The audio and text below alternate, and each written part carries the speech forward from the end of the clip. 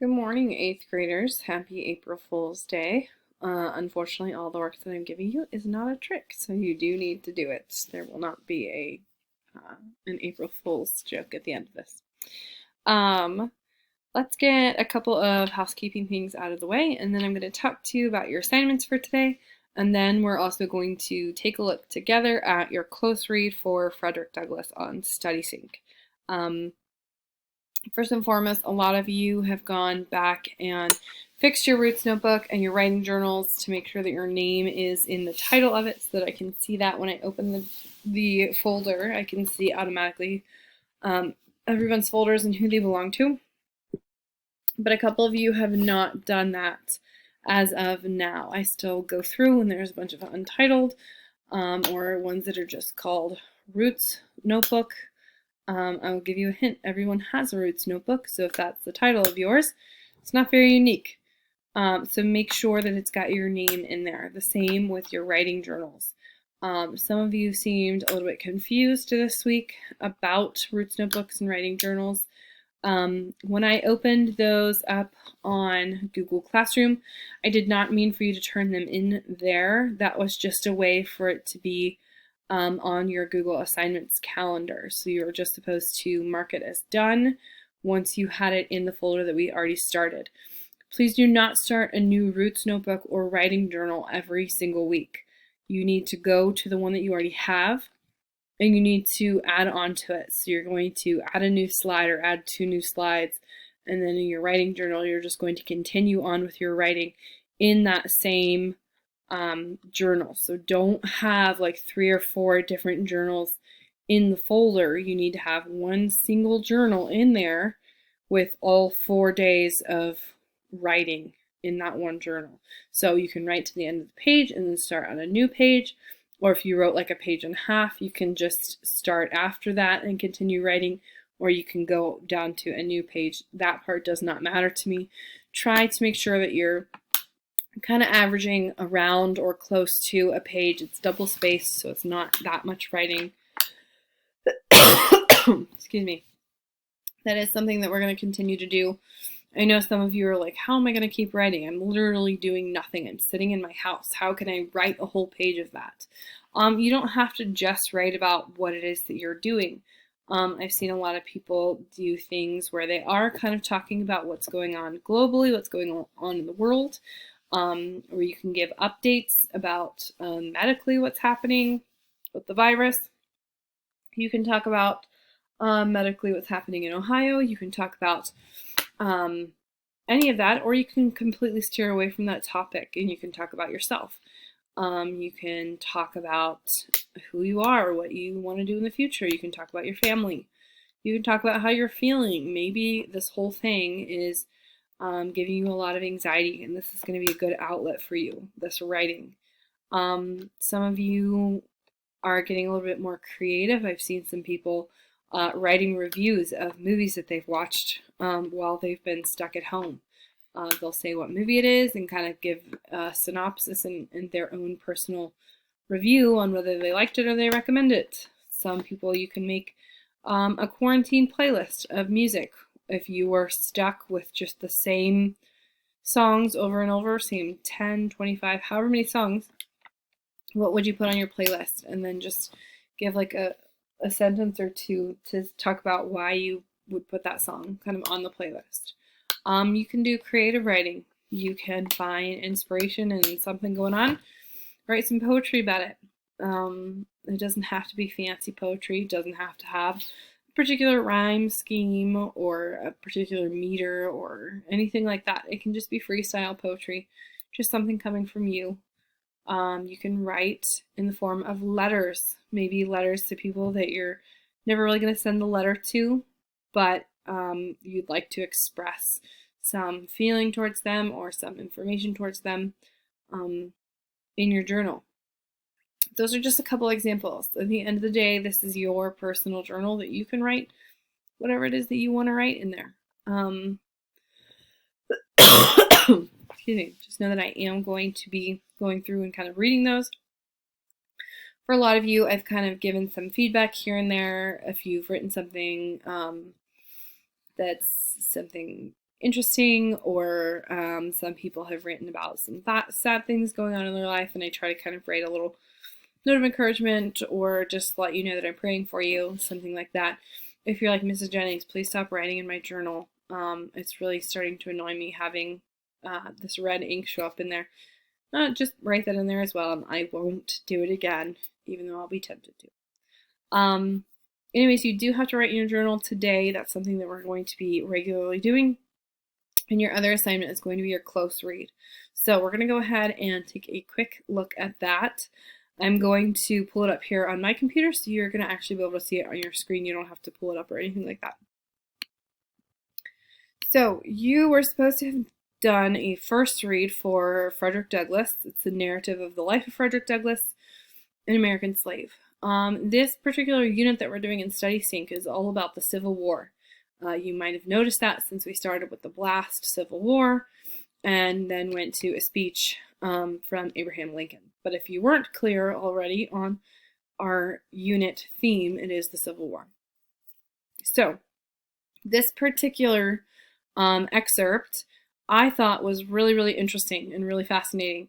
And the thing that I'm going to actually have you write about is going to be something that we're going to talk about with this particular passage. So overall, this entire passage is basically about how Frederick Douglass, how he learned how to read and how he kind of felt once he had learned to read with this new knowledge that he had. So something that we've heard, that you've probably heard, some cliche that we've talked about before, is this idea that knowledge is power. And Frederick Douglass, in his learning how to read, kind of has this new power, but he's finding that it's not all that it's cracked up to be, because it really kind of puts a different kind of burden on him once he does know how to read and once he reads several critical pieces of literature that make a huge difference in his life. So if we open this up and we can see that there are 6 skill-focused questions here. I can't break you up into your normal tables to work on these, but I'm going to go ahead and look at one of these with you, and then I'm going to have you do 2 other skill-focused questions on here using the highlight and annotate functions. But the one that I want to look at and kind of talk through with you is number 2. This says, Douglass does not begin to detest his master and regard his enslavers as the most wicked of men until he reads the Columbian Orator. What is it about this text and its content that really disturbs him, apart from the idea that he might not be able to escape slavery? So, something about this, the Columbian Orator that he reads really disturbs him, is what the question says. So let's turn on numbers here. And annotation is turned on as well. If you are an audio or like an audible learner, if hearing this is going to help you, you can also turn this button on at any point when you're doing these assignments, just an FYI. Okay, let's go down here. These words pop out to me right here. It says the Columbian Orator. So I'm going to look at this paragraph 2. It says, I was now about 12 years old, and the thought of being a slave for life began to bear heavily upon my heart. Just about this time, I got a hold of a book entitled The Columbian Orator. Every opportunity I got, I used to read this book. Among much of other interesting matter, I found in it a dialogue between a master and his slave. The slave was represented as having run away from his master 3 times. The dialogue represented the conversation which took place between them when the slave was retaken the 3rd time. In this dialogue, the whole argument in behalf of slavery was brought forward by the master, all of which was disposed of by the slave. The slave was made to say some very smart as well as impressive things in reply to his master, things which had the desired though unexpected effect. For the conversation resulted in the voluntary emancipation of the slave on the part of the master. So in this book, there's kind of this slave who has run off from his master 3 times now. And after he's been captured for the 3rd time, this slave owner and his slave kind of have this conversation, and this conversation is recorded in this book. And something that really disturbs him, and doesn't just not disturb in the way that you're like, oh, that's a very disturbing thing, but it disturbs meaning he can't quite shake what he's read, is this section here where it says a slave is made to say some very smart as well as impressive things, which resulted in him being freed by his master. And some of the things that they talked about, it says, the whole argument in behalf of slavery was brought forward by the master, all of which was disposed of by the slave. So basically what this is saying here is that all of these arguments that were being made, so right around this time, slavery has kind of a magnifying glass on it, where everyone's kind of trying to pick it apart and see, is this right, is this wrong, why is this right, why is this wrong? This book was brought to his attention, where basically all of these points that were pro-slavery, that were, this is why slavery is right, kind of were brought up. And this slave, in this particular book, was able to take every single one of those points and kind of dismantle them and say, no, this is why it's still wrong, this is why it's still wrong, this is why it's still wrong, to the point where he was freed. That's, he specifically says, was an unexpected effect. It's not something that you would have expected to happen. If you go down further to paragraph 4, it says, the more I read, the more I was led to abhor and detest my enslavers. Basically, as he reads this, the more he reads, the more he understands that there's no real moral justification for slavery. And when he's reading these things, he's thinking, this is resonating within me. This is what feels right. This is what I've been thinking, but I've been too kind of afraid to put into words up until this point. And now that he has the words for this, now that he can articulate and say why slavery is wrong, he can't help but detest his enslavers, the people who have him in slavery, because really for a long time he was able to kind of justify slavery, and it was just, they were a part of the same system that he was a part of.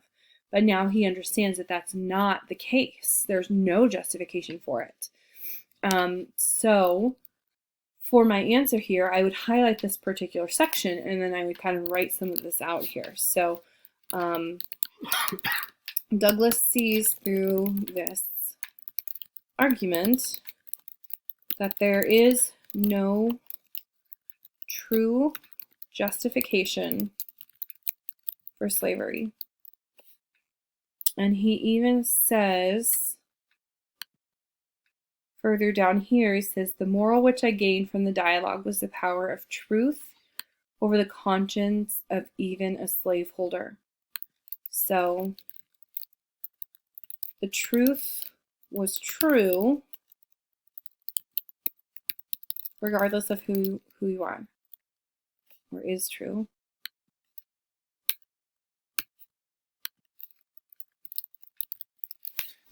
It was true for the slaveholder, and it was also true for him. So the slaveholder ignoring that truth is going against his very human right. So what I want you to do is kind of the exact same thing that I did here, except I want you to choose 2 other questions to annotate. And then after that, you're going to go to the writing section, but your writing prompt is going to be different than the one that's on there. And I'm just going to read through this really fast because my video is about to end. It says, your local school board is voting next week to pass rules about what can and cannot be taught at your high school. That's not true, but we're just pretending. In his memoir, Frederick Douglass wrote about what he paid to learn to read, the pain of gaining knowledge, and how he even wished not to have learned what he did about freedom. Do you agree with Douglass that knowledge can be hurtful? So you're going to write 6 to 8 sentences to kind of address the board about this. So you're writing it kind of as a speech. So if you've got questions about that, let me know. Otherwise, that is going to be what you are doing on StudySync as your close read. So 2 skill focused questions and the writing prompt.